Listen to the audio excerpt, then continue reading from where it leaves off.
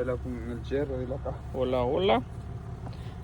Al parecer tenemos todo listo. Encontramos el problema. El problema no era combustible, no era nada. E incluso tenemos reparado esto acá. Bueno, ahora mismo está mojado porque estuve drenando. Pero ya reparamos el golpe del tanque. Lo tendremos que cambiar pronto. Pero no era ahí el problema. Al parecer todo estaba bien. El único detalle es que fue que estas, pues la mayoría, ¿no?, de diésel traen una bomba, la bomba de los inyectores. Y vean, por aquí les muestro para que cuando vayan a arreglar alguna puedan saber qué cable moverle.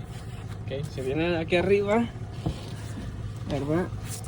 Yo les digo esto para que no tengan que, o sea, eso es una opción. Ya después les tocaría llevarlo al taller, ¿verdad? Pero si ven aquí, te voy a agarrar algo para más o menos apuntarles donde les estoy diciendo. Ok, con esto. Ok, entonces aquí, no creo que llegue. Bueno, eso, ahí donde apunta eso son los bujías de precalentamiento, y ese cable de ahí dirige a la bomba. A ver, préndala ahí el switch. ¿Entiendes el switch? Sí, prende el switch y luego la prende. Ok, ahorita van a escuchar un clic cuando le ponga el switch. Ahí hizo clic. Préndala.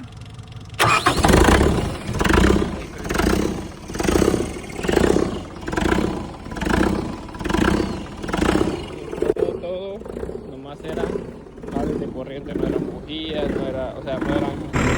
Ok, listo. Recuerden, no olviden suscribirse al canal para más videos de cómo arreglar tú mismo la máquina. Tenemos todo levantado, vamos a terminar, ya prendió, ya funcionó todo.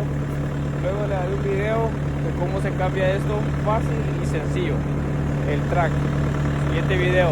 No olviden suscribirse al canal, ayúdenme a seguir creciendo este canal y vamos a hacer cosas como estas, arreglar sus propios problemas.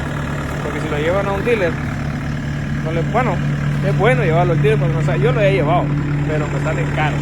Entonces yo he aprendido a arreglar mis propias cosas, y entonces nada, no es mucha ciencia, es un poquito de tiempo, un poquito de inteligencia.